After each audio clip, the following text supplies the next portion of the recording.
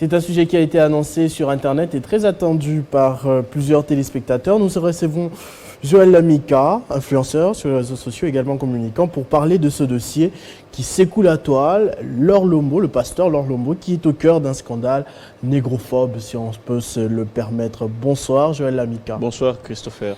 Alors qu'est-ce que d'entrée de jeu, on aimerait savoir, c'est la question en tout cas qui revient sur toutes les lèvres, qu'est-ce que le pasteur Laure Lombo reproche aux personnes de peau noire? D'abord, comment vous avez fait connaissance? Parce que vous, apparemment, vous n'êtes pas brun aussi, ça ne vous a pas posé de problème et tout, vous parlez bien? Alors, d'entrée de jeu, je tiens premièrement à vous remercier pour cette invitation. Et puis, moi, personnellement, je n'ai pas été choqué, personnellement. Alors qu'on signale que beaucoup de personnes ont été choquées. Beaucoup de personnes ont été choquées. Il a d'ailleurs regretté et puis après, il a présenté même ses excuses. Moi, je n'ai pas été choqué tout simplement parce que je ne suis pas complexé. Moi, j'ai comme l'impression que nous, Noirs, on a toujours l'impression à se victimiser. Tu vois, à chaque fois qu'on parle de Noirs, on veut parfois prendre le propos de manière péjorative et pour après, c'est faire victime. Et donc, moi, je n'ai pas été choqué. Dans ce cas-là, qui serait en train de se faire victime, c'est le pasteur? Non. Beaucoup de gens ont été choqués parce que beaucoup de gens ont qualifié les propos de Laure Lombo comme étant des propos racistes. Avant de continuer, on va voir d'abord ses propos. On va voir ses propos. On a prévu une toute petite vidéo parce que c'était à la base un live Instagram, mais ça fait le tour du monde et presque tous les médias en ont parlé. J'ai vu sur RFI. Là, c'est un extrait de Negro News sur Facebook qu'on a pris pour essayer un peu de raconter cette histoire, comment ça s'est passé. Et on revient pour en parler juste après avec vous, Joël Lamika.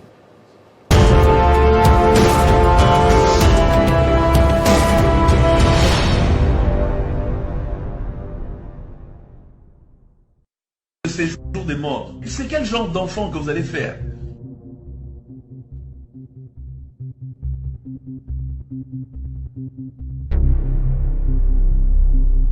Et puis vous aussi, quand vous vous mariez, regardez quand même vos teints. Toi, tu es noir comme la braise. Tu épouses une femme noire comme le séjour des morts. Mais c'est quel genre d'enfant que vous allez faire? Vous allez faire des enfants où on n'arrive pas à les voir. Et l'on dirait Boutou, comme on dirait la nuit. Il ressemble à la nuit, son teint c'est comme la nuit.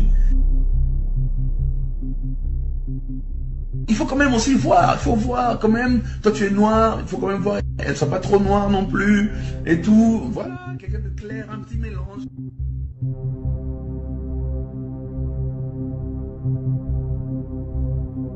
Je ne veux pas me justifier ou rentrer sur ce que j'ai vraiment voulu dire. Il est vrai que la vidéo avait été prise hors contexte. Mais je veux juste faire cette vidéo pour vous demander vraiment sincèrement pardon. Il ressemble à la nuit, son teint c'est comme la nuit.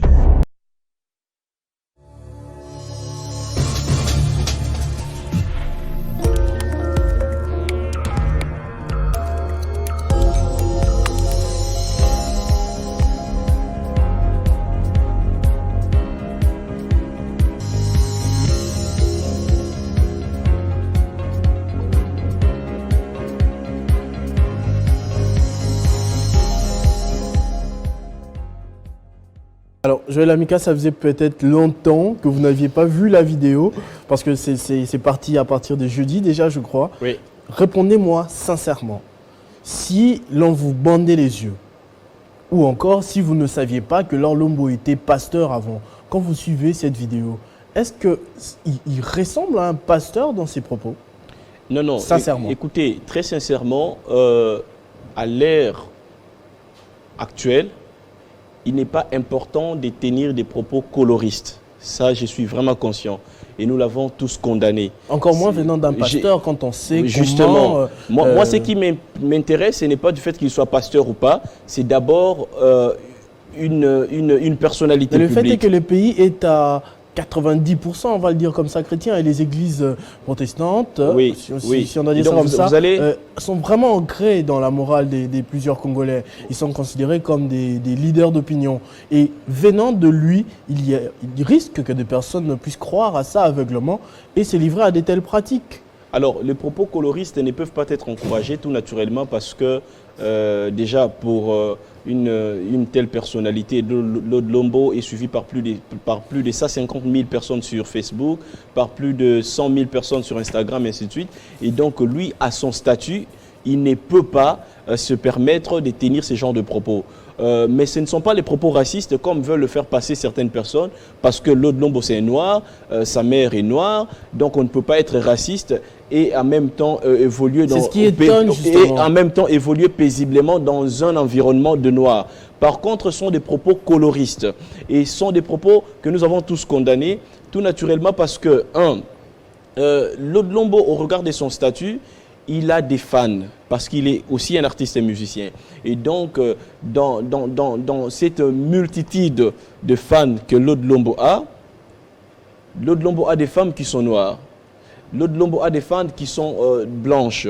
Lord Lombo a des fans qui sont des peaux claires, tout comme des fans qui sont minces, et ainsi de suite. Lord Lombo lui-même a une peau noire. Voilà, et donc Lord Lombo ne peut pas afficher clairement son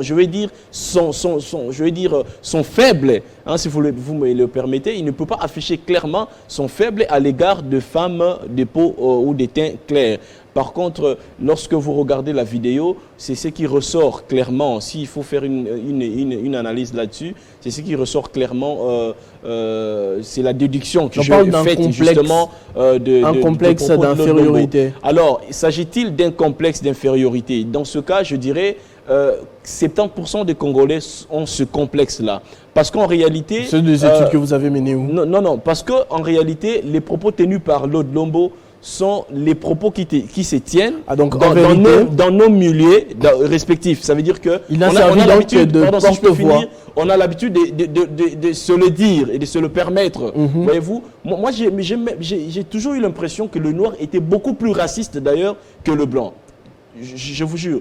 Parce que si vous partez aujourd'hui, vous êtes en Europe et que vous êtes marié à une femme blanche, si je vous appelais pour dire « Ah, Christopher, vous êtes marié », vous n'allez pas uniquement me dire que je me suis marié, mais vous allez mettre l'accent sur le fait que je suis marié à une femme blanche. C'est-à-dire que sur la race, voyez-vous. Et donc, même quand vous reviendrez avec votre femme, votre épouse en RDC, dans le quartier, les gens auront tendance à dire « Ah, il y a Christopher Oyabala Mundele ». Pas que Abala, mais Abala Mundele. Voyez-vous. Donc ça, c'est du racisme, si je peux me le permettre. Alors, le propos de Lord Lombo sont des propos coloristes. Voyez-vous? Alors, mais on a l'habitude de le dire que voilà, quand tu es court de taille, tu ne peux pas te permettre d'épouser encore une femme qui soit courte de taille. Si tu es très noir, tu ne peux pas te le permettre. On a l'habitude de le dire. Il a dit ça aussi dans le contexte, dans le live là, il a parlé aussi de personnes de courte de taille. Bon, non. Il s'est focalisé sur les personnes. Sur les teints. Il a un problème particulier avec eux? Pas du tout, je ne pense pas. Ce sont les propos qui se tiennent. Et n'oubliez pas, Lord Lombo n'était pas dans une prédication, c'était dans un contexte où il parlait à ses followers, il prenait aussi un peu un accent humoriste, et ainsi de suite, mais ça a mal tourné. Ça a mal tourné parce que, tout naturellement, aujourd'hui les bad buzz, il y a plusieurs paramètres qui entrent en compte, notamment les statuts de la personne. Voyez-vous, Lord Lombo, c'est un pasteur qui prêche plus de 8000 personnes. Et Lord Lombo, c'est un artiste, un musicien qui est célèbre. Lord Lombo, c'est un auteur qui est lu, ainsi de suite. Et donc, lui, au regard de son rang, il ne peut pas se permettre de tenir ce genre de propos. C'est pourquoi vous avez vu, il y a eu ce tollé autour de propos tenus par M. Lord Lombo. Alors, à qui la faute? Est-ce que la faute est aux pasteurs ou bien aux gens qui ont réagi en masse, notamment contre ces propos?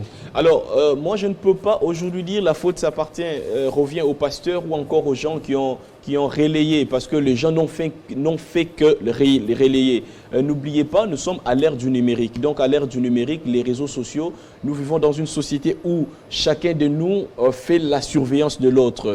Et donc, du moment où je suis suivi sur la toile, je dois être toujours prudent parce que malgré les commentaires parfois positifs de la part de Christopher, je ne peux pas oublier sur le fait que Christopher me contrôle. Voyez-vous, moindre écart de ma part, le même Christopher qui like mes publications et qui commente positivement sera la première personne à partager. Tout le monde surveille tout le monde. Voilà, tout le monde surveille tout le monde. Et ça, c'est clair. Rien à voir avec les Kimouté Mamabé, comme on a l'habitude de les dire. Oh non, Isaac Kimouté Mamabé, Jean-Marie Sambalobi, Kaka, la première dame honoraire, Batoutou, Bala, parce qu'il faudrait ça n'a rien à voir, s'il vous plaît, personnellement. S'il vous plaît, ça n'a rien à voir avec les Kimouté Mamabé.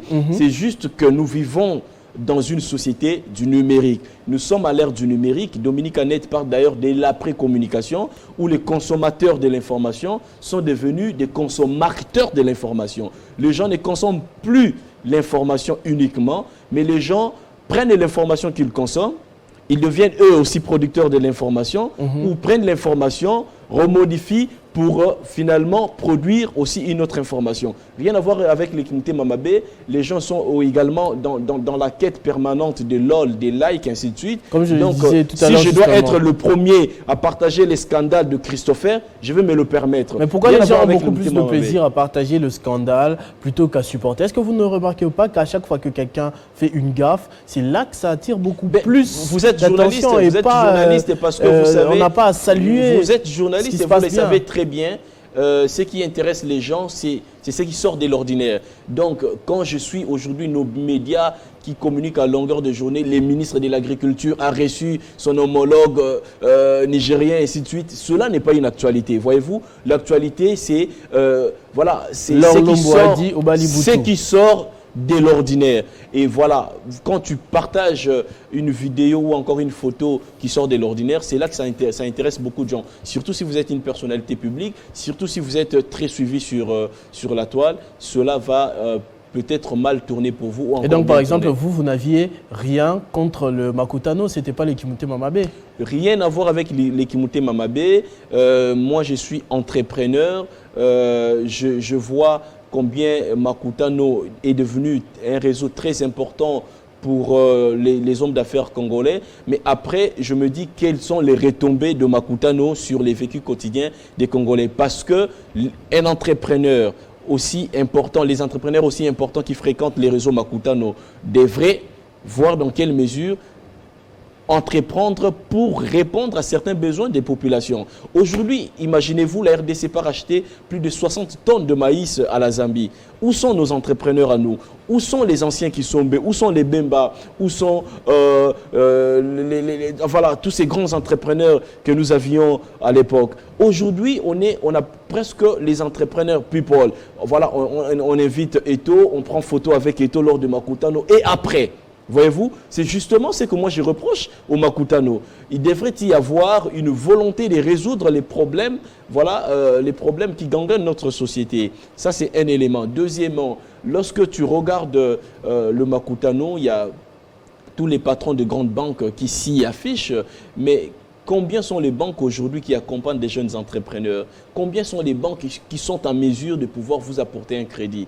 Voyez-vous? Alors, si l'initiatrice de Makutano comprend qu'elle détient un certain pouvoir, elle peut l'utiliser positivement pour que cela change aussi les vécus quotidiens des Congolais. Merci beaucoup Joël Amika. On vous recevait en tant qu'influenceur, mais vous êtes également communicant. On a parlé de ce scandale sur la toile au sujet du pasteur Lord Lombo qui a tenu quelques propos assez déplacés. Merci. L'on retiendra de votre intervention que sur Internet, tout le monde surveille tout le monde. Il s'agit de la nouvelle police et qu'il faudrait faire très attention. Un mot à rajouter? Oui, tout le monde surveille tout le monde et il est important pour chacun de nous d'être extrêmement prudent parce que l'Internet peut en même temps vous élever et vous piétiner. Voilà, donc chacun de nous surveille l'autre. Soyons très prudents. Merci beaucoup Joël Amika. C'est avec ce sujet que nous clôturons ce Kinshasa Direct de ce 15 octobre. Nous avons eu 3 sujets. Nous avons parlé de cette rentrée judiciaire et de